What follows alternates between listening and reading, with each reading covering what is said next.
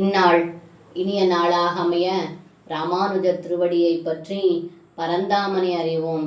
தினம் ஒரு நாராயணீயம்.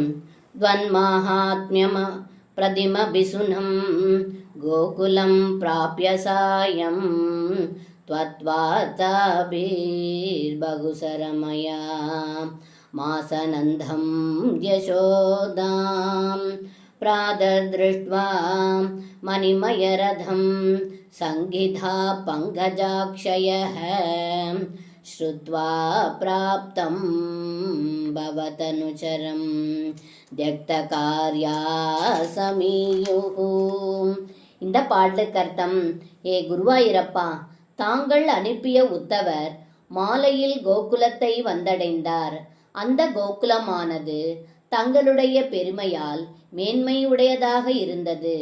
தங்களை பற்றிய செய்திகளை நந்தகோபரிடமும் யசோதையிடமும் உத்தவர் கூற அவர்கள் மிகவும் மகிழ்ச்சி கொண்டார்கள்.